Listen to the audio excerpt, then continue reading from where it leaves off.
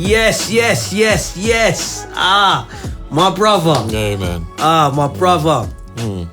The people, the community, the village, the listeners, however you're taking this in, welcome again. Back. We are back. The podcast, Conversations with C&C, the space, the place, the forum, the pit stop, the location where we chop it up and have a deeper dialogue on topics and themes connected to race, culture, and therapy.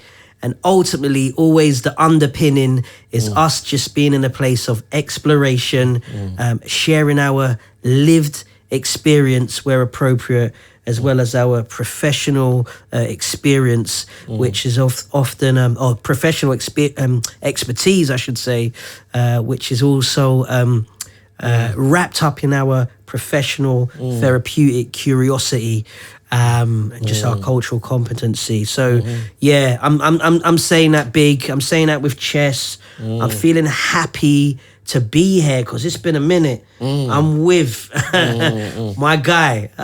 We got our guy G, who is the main man. He's 100. The main man. He's the glue. He's the cement between the bricks. But yeah, I go by the name of Claude. You can call me C. That's for the people who've just logged in maybe for the first time. And I'm an integrated therapist. But most importantly, I'm a father. That's my greatest hat, I would say, that I wear. And I'm with the one and only, doesn't need an introduction, but we are going to allow him to introduce himself. But my good friend, solid sage, oracle, and just, a man full of wisdom, nuggets, lived experience, and truth. Those uncles, those OGs that you need. Dr. Barge, man. I'll allow you to introduce yourself, Doc. Yes, going by the name of Carl. Yeah, what an introduction. Good to be back. Yeah, I'm going to say, loved ones, man. Loved ones in the room today, man. It's such a blessing. Such a blessing to be on the green couch again. Yeah. Feeling blessed, feeling highly favored. So many things, we're going to open it up in a minute, but just talking about these rings, these cooking rings that we're going to, use as a metaphor to really unpack what's going on in the here and now. But it's been a journey. It's definitely been a journey, and I'm glad to be here. As you say, it's been a minute. Yeah, good to see you in person. In person. Yeah, we've been face-to-face, but face-to-face online. Got to get that distinction when we talk about, face-to-face and in person. We're in person, man. It's good to be here. Good to be with you once again, man. Yes, my brother. Yeah. Yes, sir. So, tradition is good. Yes. So, temperature check in the here and now. Temperature check. Where's Doc? How's Doc doing in the here and now in this moment? I know you mentioned blessed, highly favored, unpack that a little bit. Like, how you feeling as we sit here? I'm feeling content. I've been, once the term, the school term starts, well into this season, going into my second year, within this higher educational pool. Feel grounded. Yeah. Feel grounded. Feel that I belong. Yeah, I belong, and the skill set that I have is measured against those who've perhaps been in those positions for some time. But I feel seasoned. I feel seasoned, and the knowledge that I do have is greatly valued. And the relationships that I've been able to develop with certain students, it's been received. It's been received, very well, I should say. Yeah, you're meant to be in those rooms. Yes. Yeah. In those spaces. It's funny. I met a former student. I won't say their name that you know. And they said that they came across the podcast. Okay. And they were, just talking about how, they've enjoyed the content. And they said that you used to teach them. Okay. And then we had a bit of a dialogue about you, just the power of representation and, inspiration that you serve to people that look like us. And, she was very... very, very kind with her words as she spoke about you, like, as we spoke, message each other. And yeah, man, you definitely serve, I know I've said this before, but you definitely serve as inspiration and as a template, and a trailblazer in this field where we're like, oh, wow, it can be done. There are people doing it and they're not far removed from us. We don't have to, fly an airplane to get to you, or climb up a ladder like Jacob's ladder. You're like, you're really accessible, and that's a blessing, and you're being a blessing more than you actually know. So yeah, and I don't think I shared that with you, so I wanted to just let you know. Temperature check in the here and now. If you can't tell by my voice, I feel excited to be here. I like the word that you use, loved ones. There's, the conversations we have before the camera goes on. Some of the rich nuggets that we all share. It's almost like we do a temperature check before the temperature check. Just where are you? And just the freedom that there is to really share what's going on and where we're at. And I love that.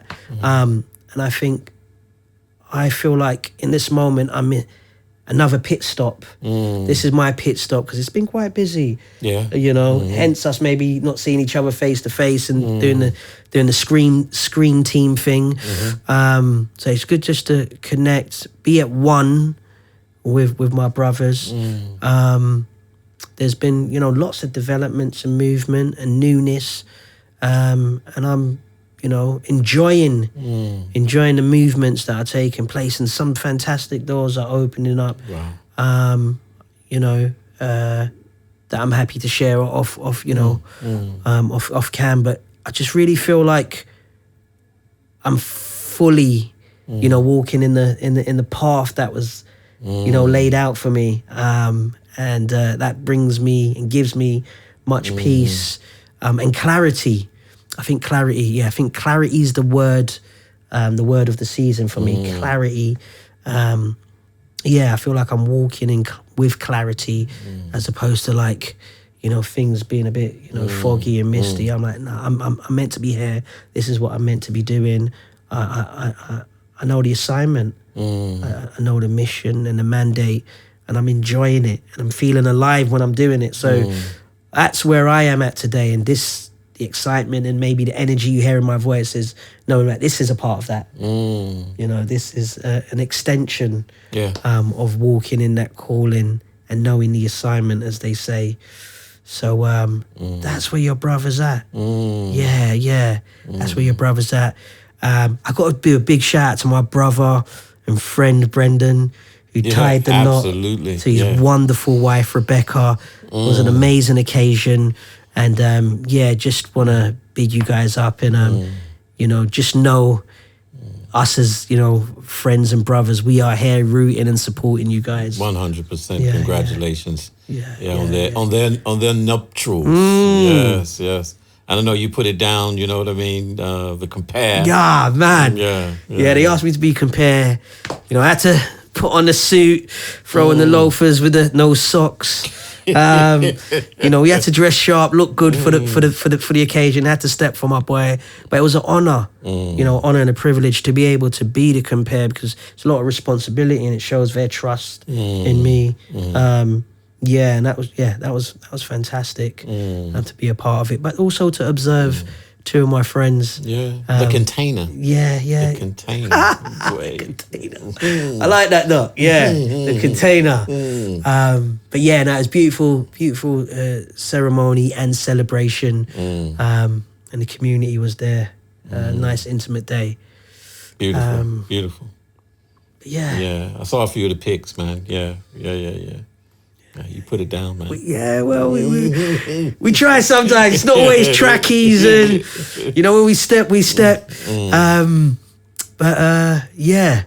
So Doc, man, like we've been talking. Yeah. You know, the 4 rings. We know there are some cookers, some stoves that have more than 4 rings. But we were just looking at like our lives. This, you know, we as we checked in, we caught up off camera, and just looking at like the pots. Yeah. If I could use that as a term, the pots that are on the stovetops. You know, that are bubbling, the things that we're doing. And we were looking at like some of the main things. And I think this will be helpful for the listeners and viewers, hopefully, because I'm sure that they have pots on the stovetop bubbling, you know, or simmering, or, you know, things are cooked. Yeah. You know, things that they're applying their time to, you know, whether it's education, whether it's employment, whether it's setting up your own business, relationships, whether it's health, you know, you know, whether it's raising children, whether it's trying to, you know, manage your finances. That like on the stovetop there are, you know, these 4 rings, and sometimes we got these things that are bubbling. Yeah. And just wondering from our conversation, your thoughts and your reflections about maybe your stovetop, because I feel like there will be, you know, some nuggets in there for myself, for G, but for the listeners, I guess it's it's a big boy check-in. The stovetop. The stovetop. I like that big boy check-in, and I like that metaphor of the 4 rings, and I, you know, made a joke the other day about, you know, brother has 6, you know, maybe you got a 6-ring stove, because it's and I may extend it to the 6 rings. I don't know, but I know right now there is there's a couple of things that are perhaps, you know, they're on the boil. I remember my days as a chef, when you boiled eggs. You know, say you was making. Going to take you down memory lane, or take myself down memory lane, saying a Caesar salad. Now, there are more elements to a classical Caesar salad than some people really recognize in order to really do it properly. So I'm thinking of this 1 ring, and I'm going to put my eggs into this boiling water, and the water has to be 212 degrees Fahrenheit. Yeah, and I want to drop that egg in there for a minute, maybe a minute and a half, because I want I'm going to make my my mayonnaise. I'm going to make my mayonnaise from this boiled egg. Yeah. And as well as that, I'm going to drop a couple of more eggs and take them a little bit longer, so that when you peel them and crack them, they're still a little bit runny. But then I noticed that if I leave that egg in for, say, 8 or 9 or even 10 minutes, it's going to, when you break it open and you see the yolk, that have the brown bits around the outside of it. So everything it's time. It's time. And I think I mentioned that earlier about, you know, when we had a conversation with, you know, that distinction between being time poor and time rich. Yeah, and you know, and I want to get to a stage in my life as I'm winding down, I want to become more time rich. Yeah. So the timing of the egg on this particular ring needs to be on point. Needs to be on point. And you know that next time, then I was joking about Layla doing her work experience, going on this film set. They were filming at Rains Park.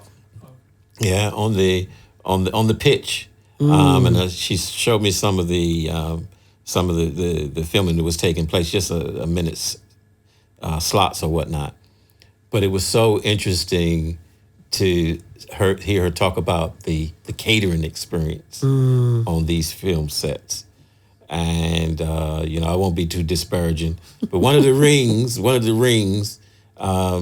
it was the analogy was that they had cornmeal porridge. Yeah. And she said it looked nice.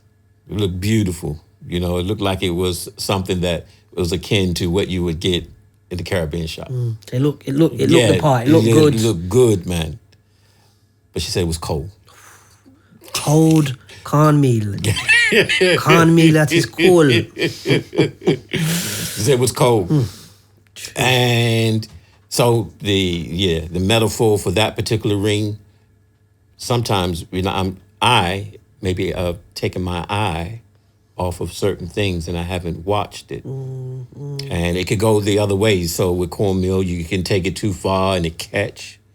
But then I'm thinking if it was cold for me is I never turned it on. So what am I not paying attention to in the here and now? What am I losing sight of? What is my Jahari window? We go back to season 1, session 1.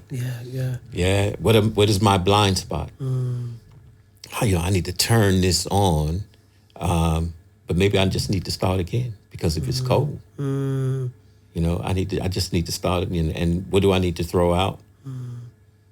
Yeah. Love the realness fair. Yeah. So there's so many with that, so many things that I can look at on that particular ring that I really need to make sense of for myself. As I process that in the here and now, I think that I would need to that particular ring with that cornmeal porridge. I need to throw it out because I haven't really observed what's going on internally for me. Because I think it was shout out to Dr. Dwight Turner. Follow him on LinkedIn, and he shared this thing about this caption of therapists. And essentially, as therapists, we're always looking after others. Yes. Always looking after others. But who looks after the therapist? If you're seasoned, and I always tell students, it's that thing about even close to 20 years post-qualification, you still need to dip in and out of therapy. Yeah, but some therapists I know, perhaps they haven't been to therapy in years. So, being cognizant of, okay, is it time for me to go back into therapy myself to perhaps pay more attention to these rings? Yeah, and not losing sight of it's a process. There's always, processing is always going on, but at times maybe getting wrapped up in the content and not devoting the time to self well-being. As a man, I know you like to have your breakaways alone and stuff like that, and that's so vital. It's important. It's rich that we come to a stage in our lives that we're able to do it, that I'm able to do it, that I'm able to communicate that to my wife to say, listen, we need some alone time, and a brother needs to go off and do that, which I'm doing. Which I'm doing. So, that's it. There are three of the rings, and that fourth ring, I believe I want to, and that's where I've come to, is I want to make I'll give you a risotto. A risotto, and there's two things if you go to a nice restaurant that you can really tell if the standard of the food on offer is good is their soup. And if they have a risotto on the menu, because a risotto needs time. Risotto needs time and attention. And I would just tell you that I'm going to make I'm going to put myself on blast. But a brother grew up. My lineage grew up in New York, but the lineage is Alabama. And brother, when I say them like pork down that side there, you know what I mean? Trenton. They like pork. So I'm going to use some lardons, chopped, nice half-inch lardons, in a nice hot pot, just sizzling. No oil in the pot. Just let the fat from the bacon, those lardons, just to crystal, to become crispy. You know what I mean? And take those out, and then put my risotto rice in there, and start stirring. Maybe, you know, we like some butter, put some butter in there, and then some chicken stock. Yeah. And stirring, and just watching it. Just watching it, making sure, just nurturing that Parmesan. Pumping the Parmesan. Maybe a little bit more butter. Some stock. So you're mixing, and you're looking for that consistency. And you're looking for that rice to be al dente. So what's al dente, you know, when you put that rice at the back here, and it just goes through the back teeth. Okay. Just enough so it's not, you know, when you're cooking regular rice, you know, when it's just it's hard. Yeah. You know what I mean? With al dente, it's just when you bite, it just goes through. Just a little bit of tension, but it goes through, and you know it's cooked. You know, just nurturing that risotto. And when you do a risotto in a restaurant, you do it to order. Yeah, some restaurants you go there and they're able to give you a risotto in 2 or 3 minutes. You know it was done beforehand. A risotto takes time, takes nurturing, it takes competence, and then the presentation. A lovely bowl, nice white bowl. You know, not, you know, no, you know, maybe hit it with some rocket on top and some beautiful olive oil, you know what I mean? And just beautiful presentation, because it's all about the presentation. So what would you say that ring is? That ring is what I started with, you know, the loved ones in the room. It's love. It's love.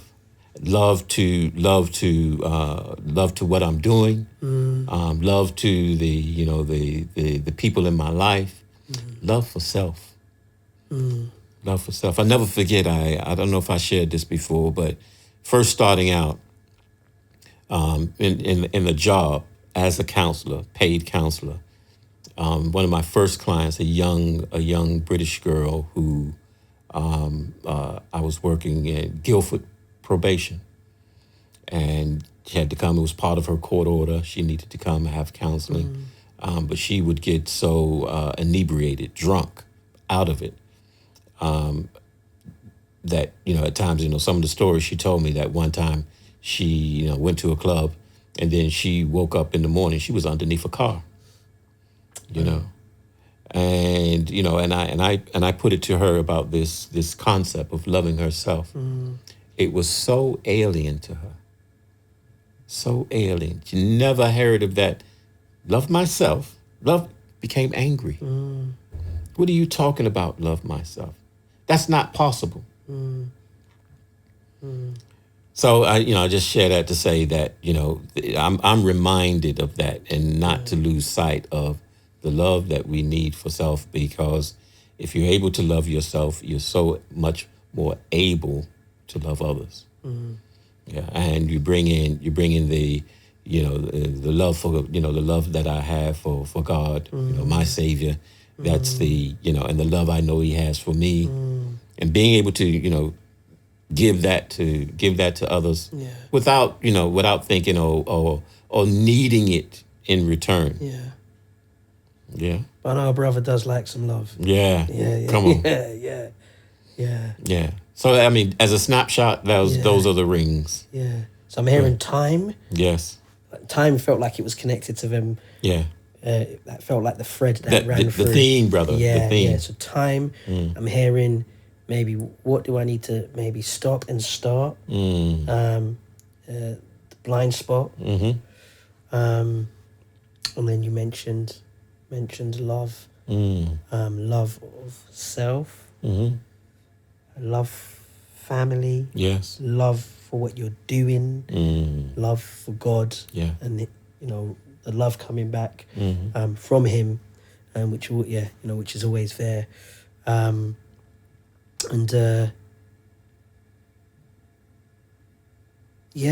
think that's really, and self-care. You mentioned self-care, and I think that's really important, that element.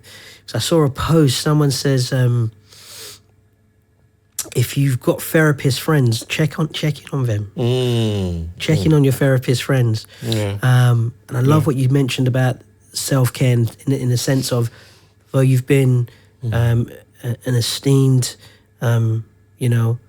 reflective practitioner for 20 plus years in the trenches, grassroots, in the classroom, like you're saying, I'm not exempt. I'm not exempt from going to therapy, from checking back in, for assessing my, for having a reflective space where it's about me. And the thing about that, what I think is so important, we, myself included, and I'm sure other therapists will be able to connect to this, and people in helping professions, we are constantly looking out the window. I think I said that in season 1, like windows, that's what we do. We look out the window, we're solving, we're helping, we're guiding, whether it's even in our families, it might not even be, you might not be in a helping profession, but just your nature or your role within your family, maybe you're the go-to person, but you're constantly looking out. And then sometimes I forget to look in the mirror, and that's where we spot, okay, this area needs some care, some nurturing. Use the word nurturing. So I think, that models that you've therapists have not arrived when they're in this position. We have to still do the internal work, because for us to be present internally, we need to be doing that self-audit. And when you mention time, I think we spoke about this the other day, like, you hear, brothers and sisters, who have friends who are in prison or incarcerated, they say free, Shankar, or free man like, Dalton, or, free young sweet one. And we need to get to a place where we say, when we're trying to have a good relationship with time, I feel we need to get to a place where we say, free Tuesday. Go ahead. Free Saturday. And then we're freeing up, whether it's a day or it's hours, or a moment where we're actually saying it out loud, because we know there's power in the tongue, right? So it's not just this concept that lies in our head, I need to create that. No, first I'm going to say it out, and then I'm going to actually be practical with it, I think this is really important, just us being able to free up time, because when we free up time, there's space, and in space there is serenity. Come on. So when we create space, there is serenity, there can be peace, and then we have a sound mind, where we're able to kind of really reflect and see where we are, what's going on for me, for those around me, the wider, bigger picture. So free Tuesday, free Saturday, and that's like what the way you framed it. Beautiful. Beautiful. As you were talking, something came to my mind that I briefly stated before we started was, that track, Juvenile Hell. And I was playing it on the loop a couple of weeks ago, because I have a couple car Apple Play on the motorbike. Okay. And got the beats in, and it came on, and I was like, hold on, I need, when it ended, and it takes me about an hour to get to Regents. Yeah. And I tell you, I maybe a good quarter of the trip was even long, maybe 20 minutes. Okay, because I'm riding. I need to hear that again, because so much of what was in that track, 3 minutes and some seconds. Yeah. I was like, hold on. Is this brother telling me that in '95? He experienced the same thing I experienced in '80. Yeah, because I would have been 16 in '80. Yeah, and you was 15 in '95. That's correct. And I was okay. So I think one of the line, a fight broke out in church. Oh Lord, I was like, okay, that took me back. Your sink, your toilet, everything in your cell. That took me back. You know what I mean? So and I share this with the listeners because, the background and the history of where I'm coming from, that lived experience is what makes me who I am today. When I and the thing is it's also that early experience of, where was Dad? Didn't have a relationship with my dad, didn't know who my dad was, but there was a search and there was a warning. But then there was wanting to belong, but wanting to belong to the wrong people. And then having, coming into a situation that you find yourself before the judge. Yeah, before the judge. And I ain't gonna front. There were tears at 16 that, hold on, this is the reality. Yeah. This is going to be my reality for some months, or it could potentially be some years. And in that moment, okay, this can't happen again. Even though it did, but you know what I mean. And I was so struck by that, from what you shared in that track, and the realness and the rawness, but the resonance, that it stayed with me that day and took me back on that journey of 80 and 1980 and what was going on for me at that time. There was pain, sadness, being lost. You know what I mean? But to sit here today to speak about it freely and openly without any reservations. Any reservation. This is who I am, and I think I'm probably part of that statistic in America that black men, black males.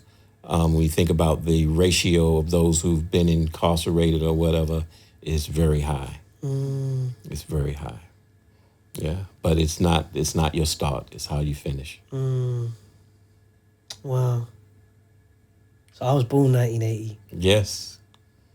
So when you were in front of the judge, I was saying hello. Hello world. And thanks for sharing that, because that song, a lot of people have said resonates. Like they're able to, and even people who have not been inside, but they're able to connect with the story and the feeling. Yeah. And if I'm totally honest, that was one of the hardest songs, one of the hardest songs to ever write, that I've ever written.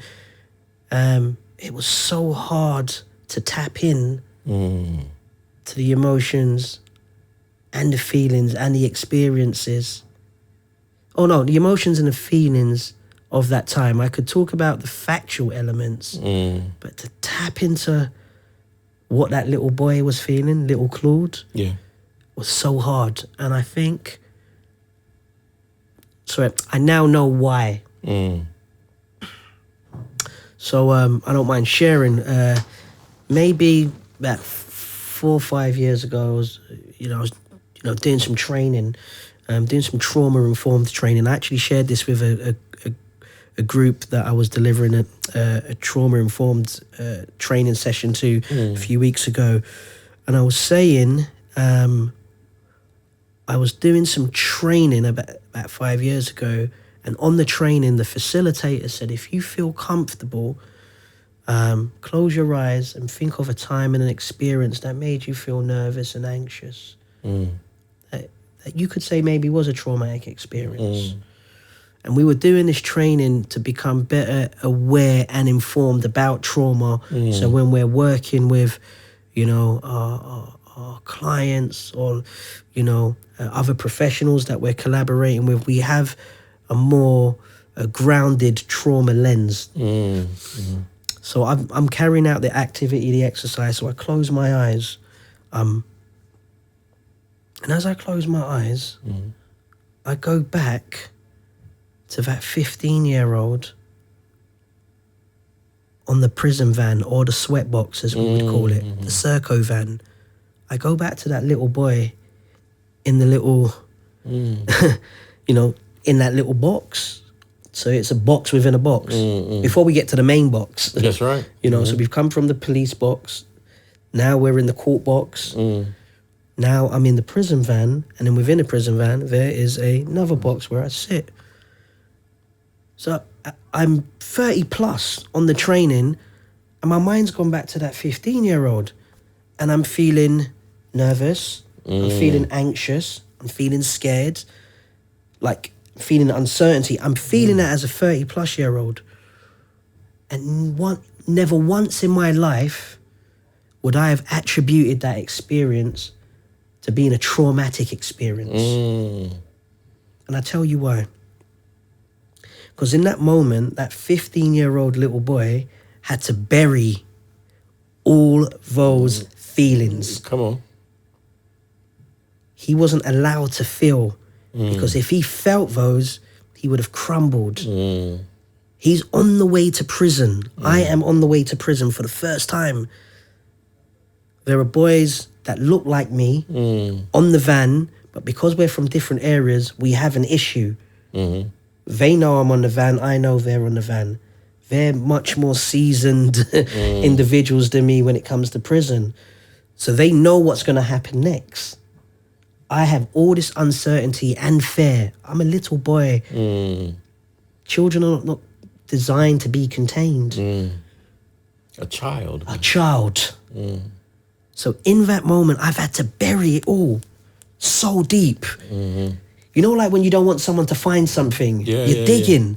Like, people that, take lives and bury bodies, they dig, and bury those bodies. So I had to bury these emotions and feelings and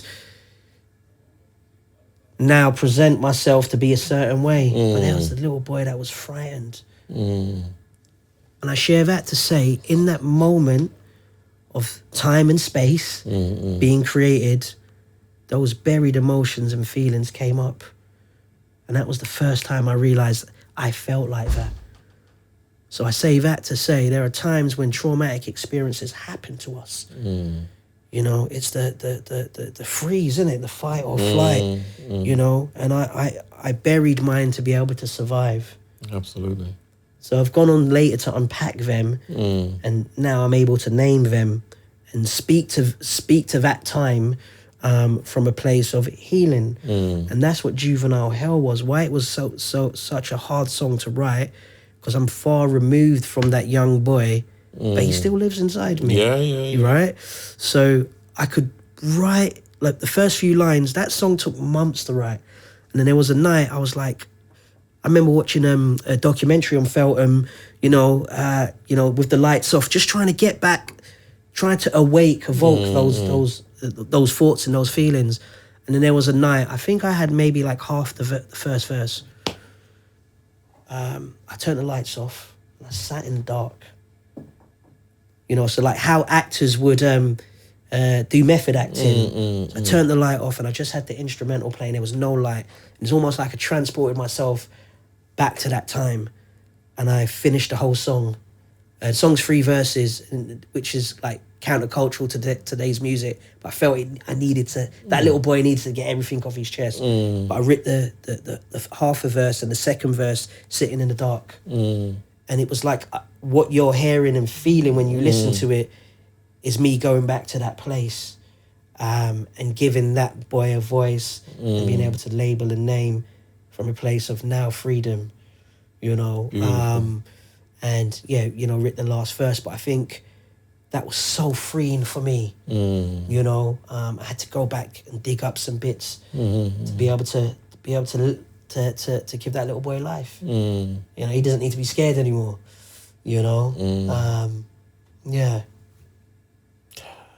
That's so deep, bro. Yeah.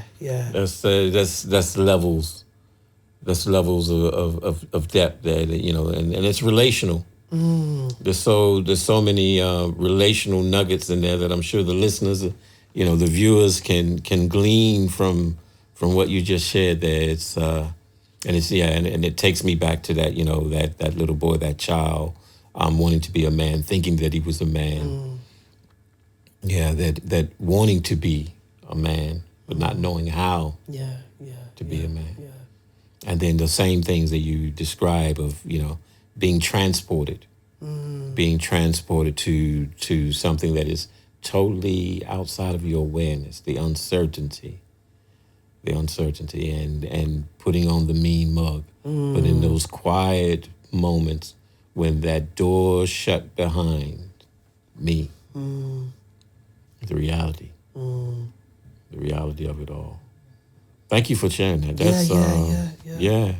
So it's so powerful and it's so powerful. But I think that it's for our listeners, to see the transparency, to see the candor, the empathy for one another and our journey, and just as you said, that 1980, just being born, and not me being a whippersnapper myself, and that's wow. Yeah, wow. And I think we move and we evolve, and we learn. I think our past. The aim is not to carry the pain from it, but to carry the lessons. And that doesn't have to be childhood, but whatever your past is. Like, we don't care. Aim is not to carry the pain from it; it's to carry the lessons that we can still glean and learn from, but also share with others.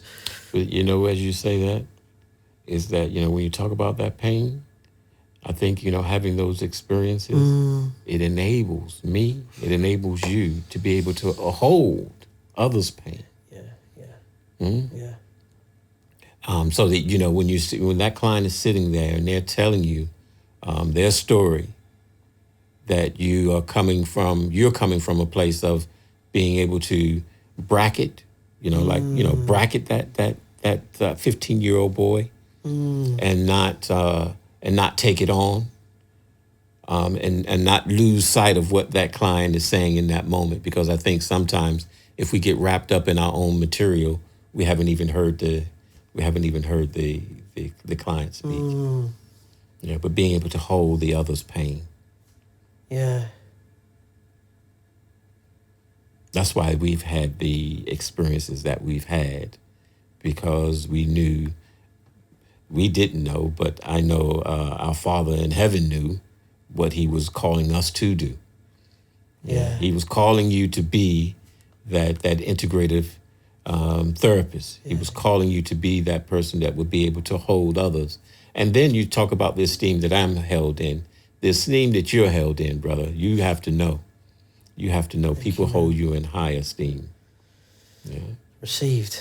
And it's funny you mentioned about the Father, because as you were talking, I was like, I'm paraphrasing and remixing this passage, but he who's been forgiven a lot will love a lot. Will love, will have a wider love. And I know that's not the exact wording. Yes. He who's forgiven a lot will forgive others. But I do think there is something about evolving and learning from what you've been through to be able to extend yourself, but not at the cost of yourself. Yeah. And I think that's where we as therapists, as people in helping professions and people in the community that maybe neither of those have to be, really mindful that we are looking after ourselves.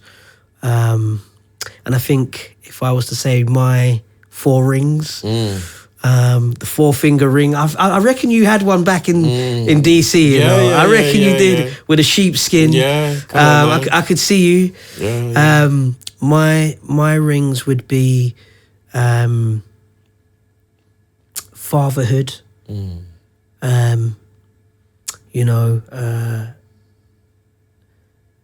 from a place of just ensuring, there's an artist that says when it comes to shining his light, he's an artist by the name of Lecrae. He says the worst thing is that your light shines. You got like I'm paraphrasing again. So if you ever hear this, it's not to butcher your words, Lecrae.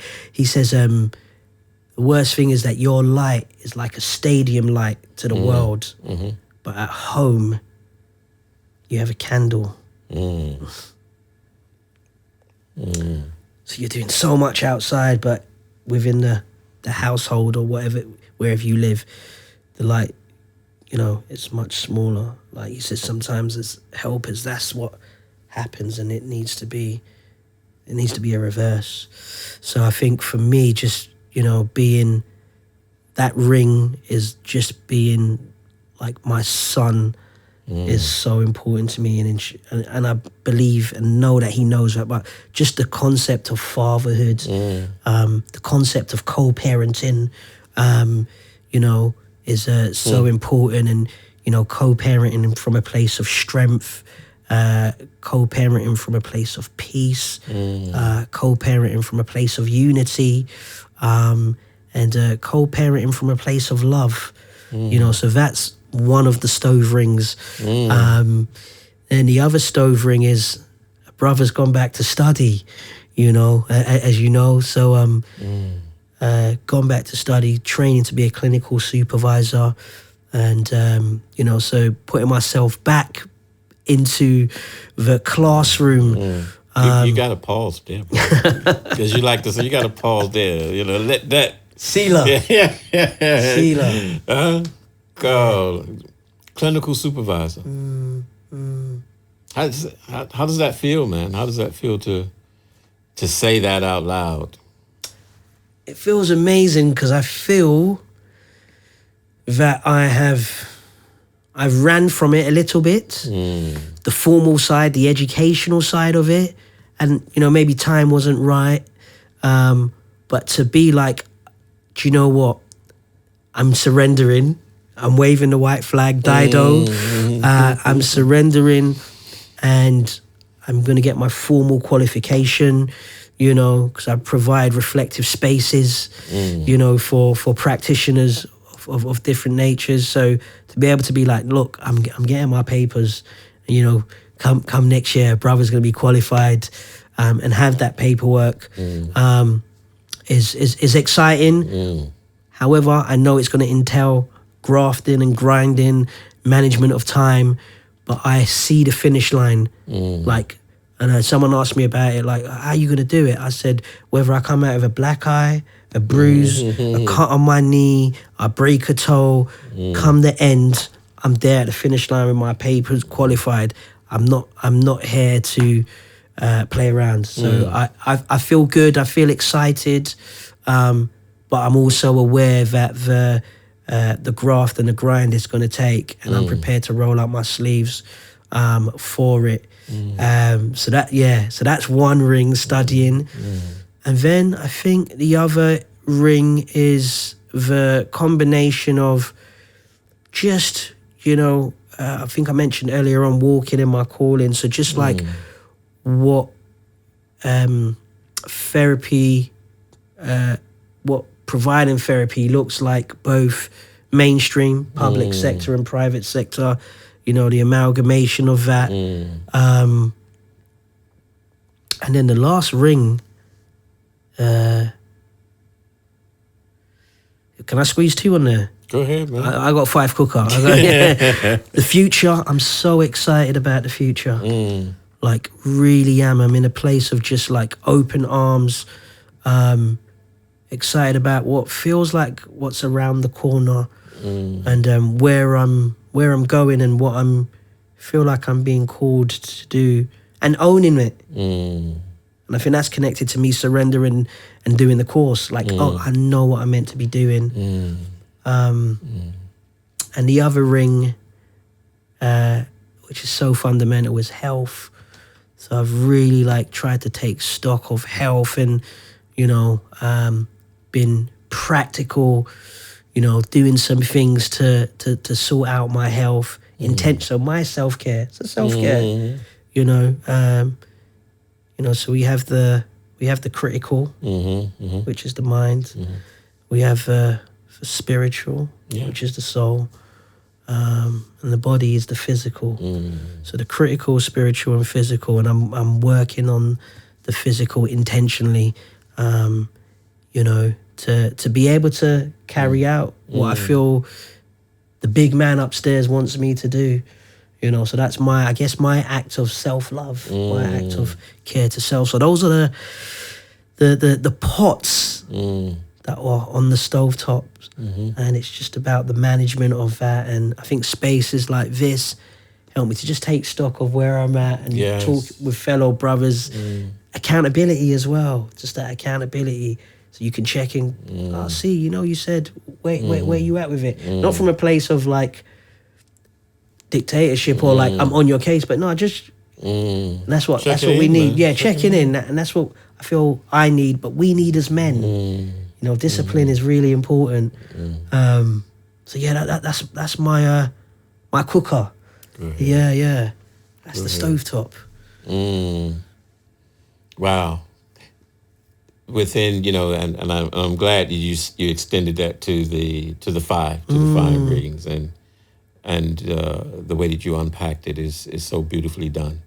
And I like that, you know, when you mentioned that clinical supervision, and you know that there was something you were putting off, but you said, listen, it's long enough, and you know, there's changes afoot, and to be, you know, positioning yourself to be at the forefront now, to have that paper, you know, because it's needed, it's vital to your growth.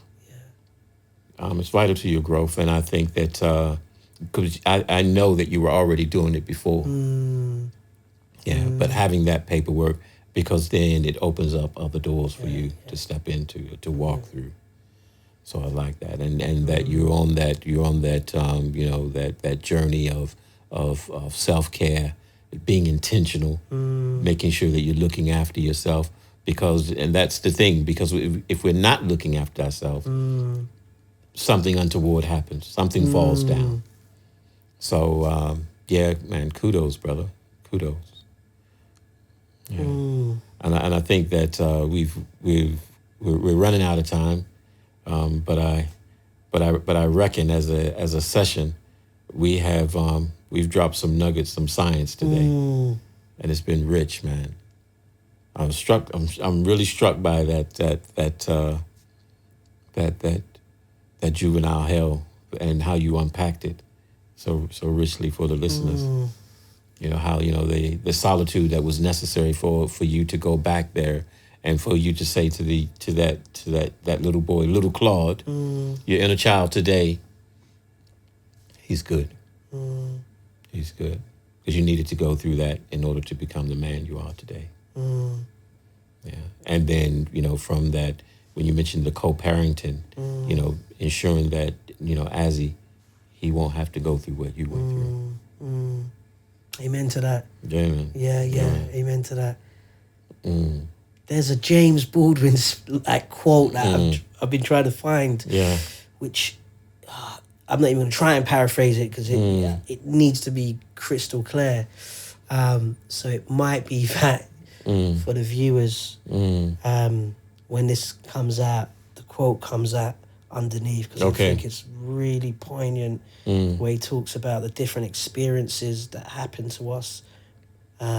We may be, but we are much more. You know, so I think from a place of checking out, I think you used the word content. I feel content and fulfilled with the session. And I've loved where it's just gone. You know, it's not scripted. But yeah, so I'm leaving the session content, fulfilled, and just in a reflective space. That nothing is ever in vain. No experience is ever in vain, and can be used to catapult. Yeah. To catapult you forward. Yeah. I as you were speaking there, what just dropped into my spirit is the the how necessary this space is, how much I value it, and that season 3 is necessary. Even with everything that's going on in our lives and how busy, because there'll be that much more on our plate because of what God is blessing us with. He's given, we've asked for it and He's providing it. Yeah. So yeah, that's because there's more. I believe there's more for us to unpack and share for our listeners, for our viewers, and for ourselves.